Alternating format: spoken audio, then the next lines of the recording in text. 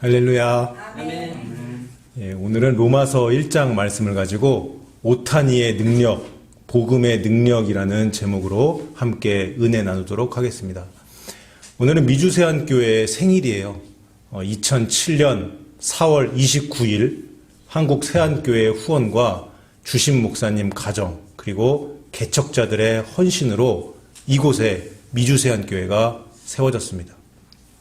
그동안 우리 교회가 지역사회 복음화와 하나님 나라 확장을 위해 쓰임받고 든든히 세워질 수 있도록 기도하고 힘쓰셨던 주심 목사님과 또 성도님들께 다시 한번 이 자리를 빌어 감사드립니다.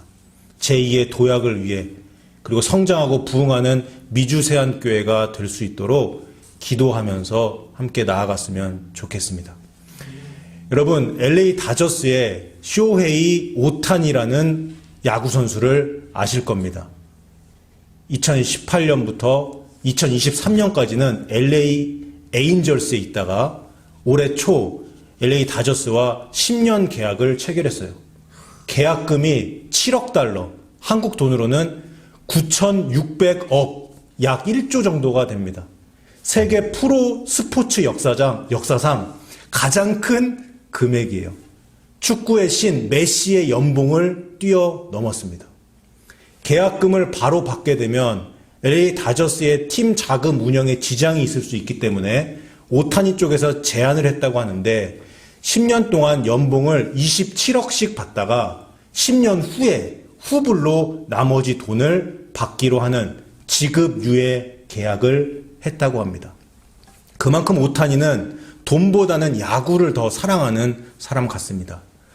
오타니는 1994년생으로 올해 30살이 됩니다. 일본에서 태어났고 키는 193cm, 체중은 102kg, 아주 건장한 체격을 가지고 있죠. 이 선수는 100년에 한 번 나올까 말까한 세계 최고의 야구 선수인데요. 인성까지도 너무나도 훌륭하다고 소문이 나 있습니다. 오타니가 지금까지 이룬 업적을 간단히 소개를 하면 2018년 LA 에인절스에 입단을 해서 메이저리그로 진출을 했는데 그 첫 해에 아메리칸 리그 신인왕을 수상합니다. 2021년 만장일치로 아메리칸 리그 MVP가 되었고 2022년 투수 15승, 타자 30홈런의 진기록을 세웠으며 2023년 작년이죠.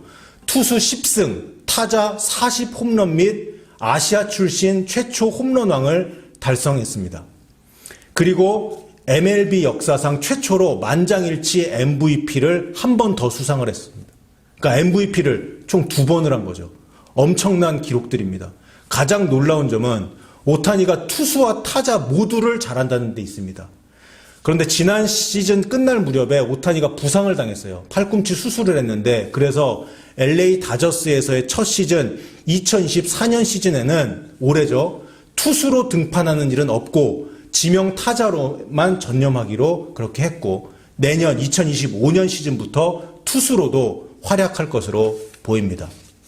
여러분, 야구 선수 중에 투수면 투수고 타자면 타자지 투수도 잘하고 타자도 잘하는 사람은 거의 없다고 보시면 됩니다. 그런데 오타니는 이 두 개를 다 잘해요. 여러분, 베이브 루스라는 그 미국 역사상 위대한 야구 선수가 있습니다. 베이브 루스도 투수와 타자를 동시에 했었는데요.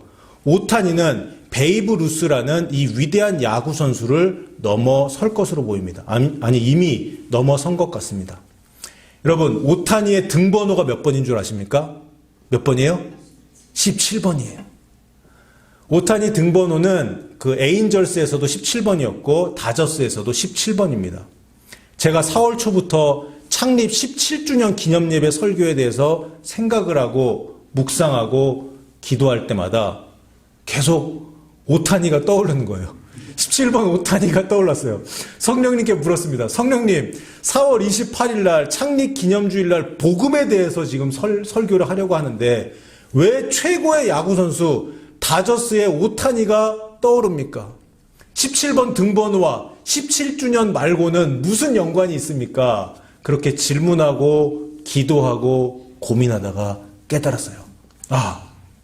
오타니의 최고의 능력은 투수도 잘하고 타자도 잘한다는 것이다.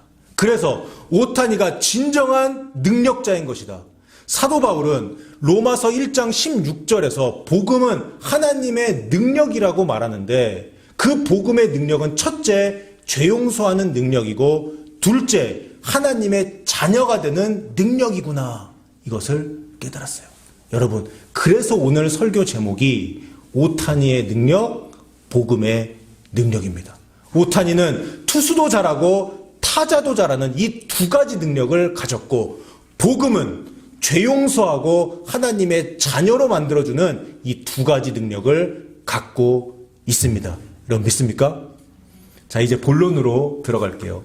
로마서 1장을 보시면 복음에 관한 정의가 두 가지로 나옵니다. 첫 번째 복음에 관한 정의는 3절과 4절에 나와 있는데, 먼저 본문 2절을 보겠습니다. 이 복음은 하나님이 선지자들을 통하여 그의 아들에 관하여 성경에 미리 약속하신 것이라. 아멘. 복음은 어떠한 것에 관한 이야기가 아니에요. 복음은 어떤 사람에 관한 이야기입니다. 그 사람이 누구예요? 예수님. 복음은 하나님의 아들 예수님에 관한 것입니다. 3절을 보시면 그의 아들에 관하여 말하면 육신으로는 다윗의 혈통에서 나셨고, 여기 혈통이라는 말을 씨로 바꾸면 더 정확한 의미가 됩니다. 복음은 하나님의 아들에 관한 것인데, 그 하나님의 아들은 다윗의 씨로부터 나셨다. 다윗의 자손이다, 이런 뜻이에요. 여기서 다윗의 혈통, 다윗의 씨, 다윗의 자손은 무슨 의미예요? 하나님이 아브라함에게 약속하시고, 모세에게 약속하시고, 다윗에게 약속하시고, 이스라엘 자손들에게 약속하신 그분, 유대인들이 그토록 기다려온 메시아를 지칭하는 말입니다. 복음은 하나님의 아들에 관한 것인데, 이 하나님의 아들 예수는 너희가 그토록 기다려온 메시아이다. 메시아 예수는 구원자 사역을 감당하시고 사탄의 죄와 죽음의 통치 아래 떨어진 인류와 세상을 구원하실 것이다. 이것이 3절에 담겨있는 의미입니다. 이어서 4절을 보겠습니다. 성결의 영으로는 죽은 자들 가운데서 부활하사 능력으로 하나님의 아들로 선포되셨으니 곧 우리 주 예수 그리스도시니라. 아멘. 이 메시아 예수님은 성령님으로 말미암아 부활하셨고, 여기는 능력으로라고 되어 있는데 능력이 있는 하나님의 아들로 선포되셨다, 이 말입니다. 여러분, 하나님은 그의 아들을 이 땅에 보내셨습니다. 그리고 대속의 제사, 죄 용서할 수 있는 그 제사의 제물로 아들을 내어 주었어요. 이것이 바로 여러분 너무 잘 아시는 십자가 사건입니다. 하나님은 예수님을 죽음 가운데 내어주시고 또 그를 죽은 자들 가운데서 다시 살리셨어요. 예수님이 부활하셨기 때문에 메시아로 확인이 된 겁니다. 부활은 메시아의 징표인 거예요. 부활을 통해서 예수님이 메시아인 것으로 확인이 되고, 하나님은 예수님을 높이세요. 하나님은 예수님을 하나님 보좌 우편에 앉히시고 하나님의 모든 권한, 전 세계 통치권, 대권을 예수님께 주십니다. 그리고 선언하십니다. 예수는 대권을 행사하는 나의 아들이다. 이렇게 선언하셨어요. 하나님이 예수님을 이렇게 높여주시고 예수님은 만유의 주가 되신 거예요. 여기까지가 4절에 담겨있는 복음의 내용입니다. 3절과 4절을 다시 한번 간단히 요약하면, 복음은 하나님의 아들에 관한 것인데 그는 다윗의 씨로부터 나신 메시아이고 인류를 죄로부터 구원하시기 위해 십자가에 달려 죽으시고 부활하심으로 하나님의 아들로 선포되셨다, 이겁니다. 더 간단히 요약하면 뭐예요? 복음은 주 예수 그리스도이다, 이 말입니다. 자, 여러분, 이제 두 번째 복음의 정의로 넘어가겠습니다. 본문 16절과 17절입니다. 16절을 보시면 바울은 이렇게 복음을 요약합니다. 내가 복음을 부끄러워하지 아니하노니. 내가 예수님을 부끄러워하지 않는다. 오히려 자랑스럽게 여긴다. 이 말이에요. 이 복음은 모든 믿는 자에게 구원을 주시는 하나님의 능력이 됨이라 이렇게 나오는데요.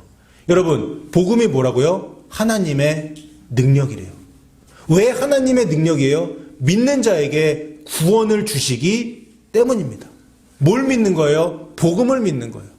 하나님이 자기의 아들을 통해 이렇게 이루신 구원의 사건을, 즉 예수님의 죽음과 부활 사건을 믿는 거예요. 그냥 받아들이는 겁니다. 구원을 받기 위해, 즉 의롭다 여김을 받기 위해 우리에게 필요한 것은 뭐예요? 믿음입니다. 17절을 보겠습니다. 복음에는 하나님의 의가 나타난대요.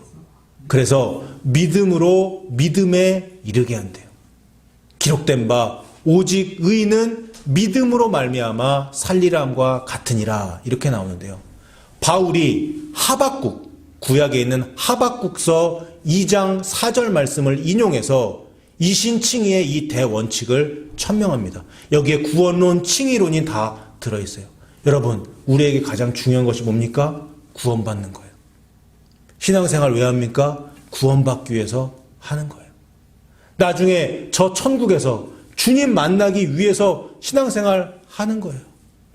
이 세상에서 온갖 부귀영화 다 누려도 죽어서 지옥에 가면 그게 무슨 소용이 있습니까? 여러분, 반드시 천국 가셔야 됩니다. 어떻게 살아야 천국 가는지, 어떻게 해야 우리가 구원받는지, 그것이 바로 이 성경에 다 쓰여 있어요. 그리고 그 핵심이 오늘 본문 로마서 1장에 나와 있습니다. 최대한 쉽게 설명을 드리고 또 이따 문제에도 출제되기 때문에 귀를 쫑긋 세우시고 한번 들어보시기 바랍니다. 먼저 요한복음 3장 16절을 보겠습니다.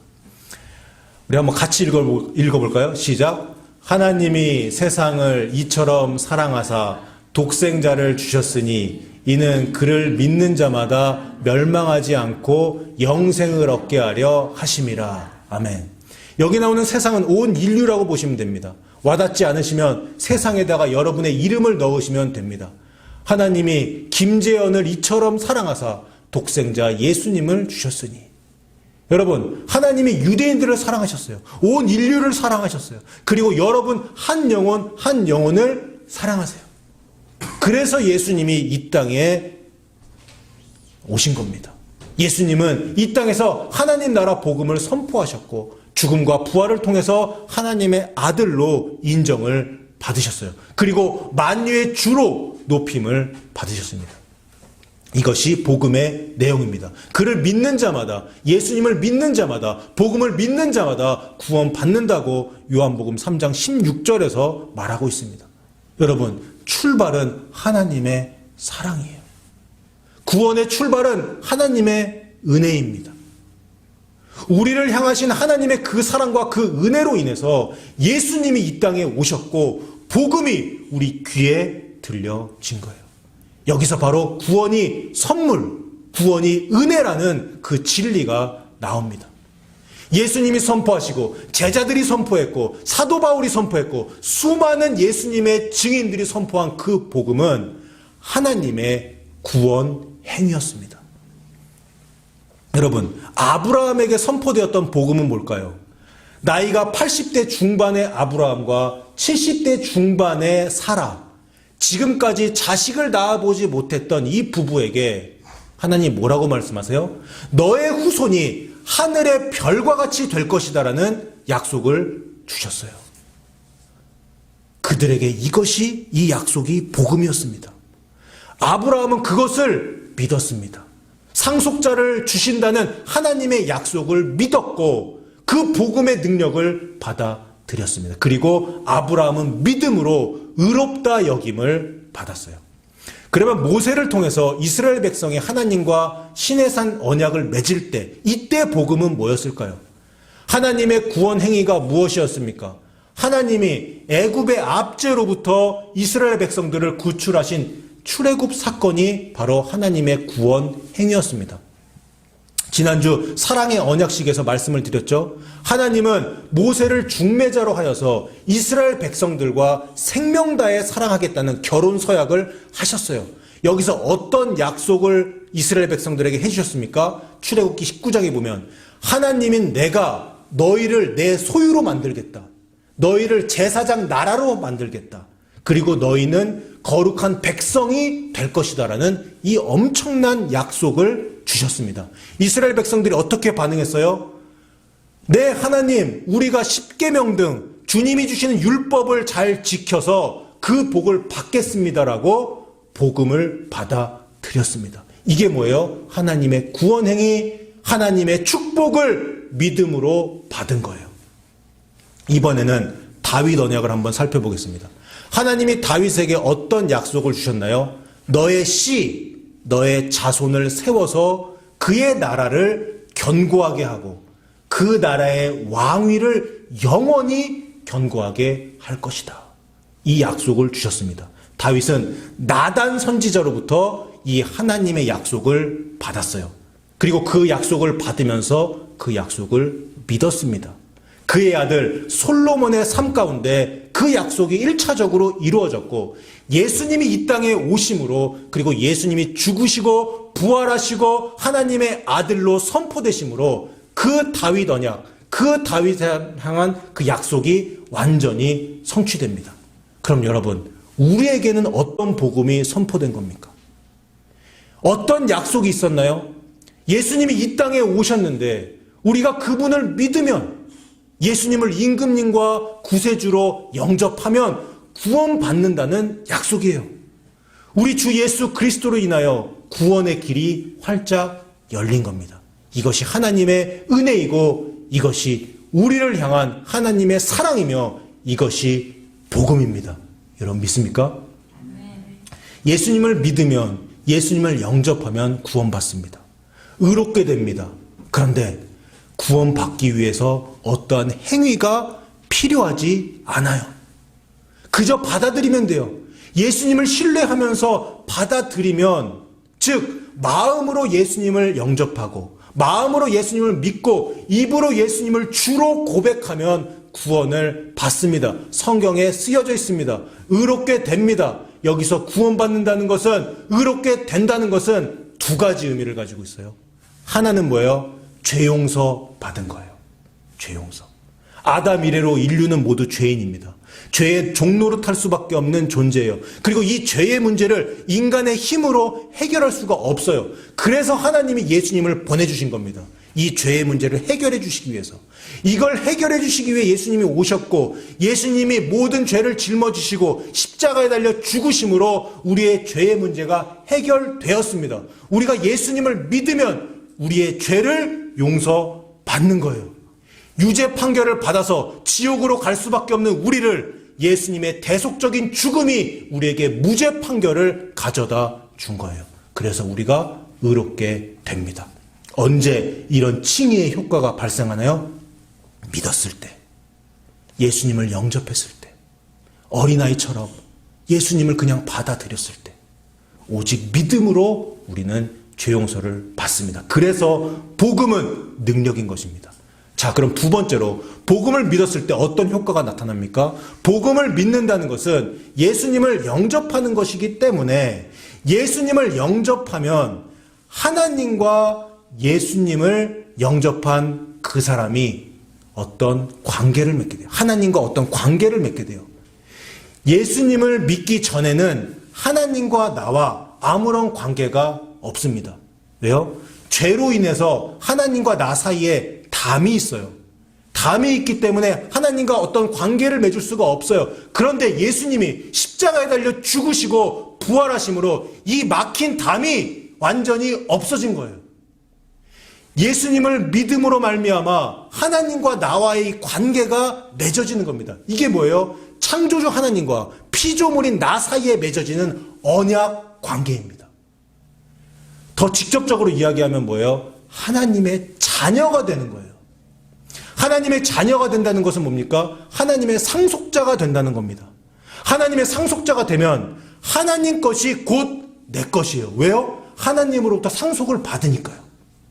하나님께 있는 온갖 좋은 것, 생명, 천국, 의와 화평과 평강, 사랑, 은혜, 영원한 생명, 이 모든 것을 내가 하나님으로부터 상속을 받게 됩니다.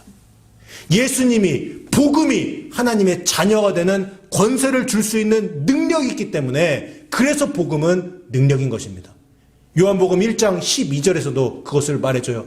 영접하는 자, 곧 그 이름을 믿는 자들에게는 뭐가 돼요? 하나님의 자녀가 되는 권세를 주셨으니.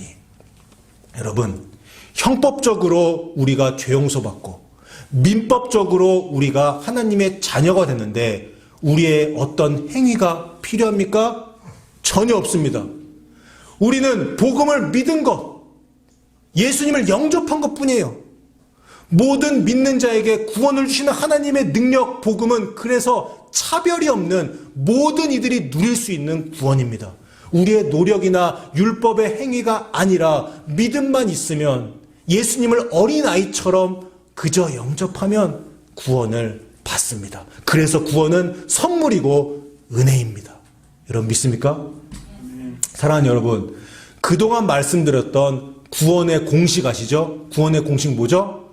믿음, 행함, 인내, 구원. 오늘 설교에서 복음을 믿으면 의롭게 된다라고 말씀을 드렸습니다. 그래서 복음, 믿음, 칭의였습니다. 그 다음에 나오는 게 뭐예요? 행함이에요. 행함. 여러분, 칭의의 두 번째 효과, 복음의 두 번째 능력이 뭐였죠? 하나님과 언약 관계를 맺는 겁니다. 하나님의 자녀가 되는 거예요. 여기서 말하는 언약 관계는 양 당사자 간의 권리 의무 관계로 볼 수 있어요. 권리 의무 관계는 서로 받을 것이 있고 줄 것이 있다는 말입니다. 하나님은 언약 백성들에게 구원을 주시겠다는 이 구원 약속을 반드시 지키십니다. 이미 예수님을 통해서 그 구원을 이루셨어요. 다시 말해, 하나님은 언약 관계에서 나오는 의무를 아주 성실하게 이행하세요. 쉽게 말하면 하나님은 약속을 잘 지키시는 분입니다. 그것이 오늘 본문 17절에서 하나님의 하나님의 신실하심이라고 나와 있습니다. 여러분, 우리가 복음을 믿음으로 구원받았죠? 언약이 체결되었죠? 그런데 이 언약 관계가 유지되기 위해서는 하나님의 자녀인 상속자의 신분을 유지시키기 위해서는 우리들이 반드시 해야 할 일이 있습니다. 믿음으로 구원받은 우리가 해야 할 일이 있어요. 그게 뭐예요? 하나님의 말씀에 순종하는 거예요. 이것이 행함입니다. 하나님의 자녀가 됐다는 말은, 구원받았다는 말은 죄와 사탄의 지배로부터 벗어나서 하나님의 통치 안으로 들어가는 겁니다. 그래서 예수님을 진짜 믿은 사람은 삶의 주인이 바뀌게 돼 있어요. 더 이상 내 자신이 내 삶의 주인이 아니에요. 그럼 누가 주인이에요? 예수님이 주인이에요. 내 안에 들어오신 예수님. 그분이 내 삶의 주인이 됩니다. 이것이 내가 예수님 안에 거하고 예수님이 내 안에 거하는 삶이고, 이것이 예수님의 통치를 받는 인생입니다. 여러분, 내 안에 예수님을 모신다고 하면서, 예수님을 영접했다라고 하면서, 내가 예수님을 믿는다고 하면서 예수님의 뜻, 성경 말씀을 지키지 않는다면, 하나님 말씀에 불순종한다면 그 사람은 믿는 사람이 아닙니다. 그 사람은 불신자예요. 이것을 가장 잘 표현해주고 있는 말씀이 갈라디아서 2장 20절입니다. 내가 그리스도와 함께 십자가에 못 박혔나니 그런즉 이제는 내가 사는 것이 아니요 오직 내 안에 그리스도께서 사시는 것이라. 여기 보면은 회개하고 예수님을 내 안에 모셔드린 거예요. 복음을 믿은 겁니다. 그리고 나서 이제 내가 육체 가운데 사는 것은 나를 사랑하사 나를 위하여 자기 자신을 버리신 하나님의 아들 메시아를 믿는 믿음 안에서 사는 것이라. 이렇게 나와요. 믿음 안에서 산다는 게 뭡니까? 하나님 말씀을 행하며 산다는 거예요. 행함입니다. 순종입니다. 마태복음 7장 21절에 나더러 주여 주여 하는 자마다 다 천국에 들어갈 것이 아니요 다만 하늘에 계신 내 아버지의 뜻대로 행하는 자라야 들어가리라. 예수님이 말씀하셨습니다. 행함이 없으면 그 믿음이 거짓 믿음으로 판명납니다. 그리고 그 거짓 믿음은 그 사람을 천국으로 인도할 수가 없습니다. 여러분, 여기가 중요합니다.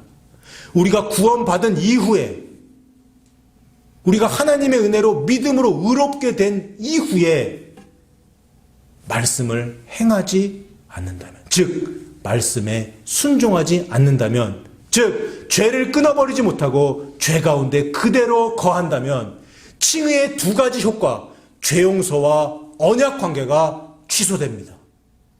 소급해서 취소되면 어떻게 되는 거예요? 무죄 판결이 유죄 판결로 바뀌는 거예요. 하나님의 자녀에서 하나님과 아무런 관계가 없는 자로 바뀌는 거예요. 지옥에 가는 겁니다. 그래서 구원의 완성은 행함이고 구원의 완성은 인내로 이루어지는 겁니다. 사랑하는 성도 여러분, 오타니는 세계 최고의 야구 선수로 훌륭한 투수와 훌륭한 타자로서의 두 가지 능력을 갖고 있습니다. 복음도 죄를 용서하는 능력, 하나님의 자녀가 되는 능력을 갖고 있어요. 우리가 그 복음을 믿기만 하면 우리는 그 능력으로 인해 구원을 받습니다. 모든 것이 하나님의 은혜요, 하나님의 사랑이에요. 우리에게 구원의 길을 허락하신 하나님께 감사드리고, 지금까지 17년 동안 우리 미주세안교회를 이끌어주신 하나님께 감사드립니다. 앞으로 우리 교회에 부흥을 주시고 큰 사명을 맡겨주실 것이라고 저는 믿습니다. 마지막 때에 우리 교회가, 그리고 여러분들이 이 세상 가운데서 복음을 전하며 진리를 외치고 진리를 위해 싸우는 자가 될 것이라고 저는 확신합니다. 창립 17주년을 맞이한 미주세안교회의 모든 성도님들이 복음 전하는 자로 부르심을 받아 하나님의 복음을 위하여 택함을 입고 하나님께 쓰임받는 위대한 사람들 다 되시기를 주님의 이름으로 축원합니다. 아멘.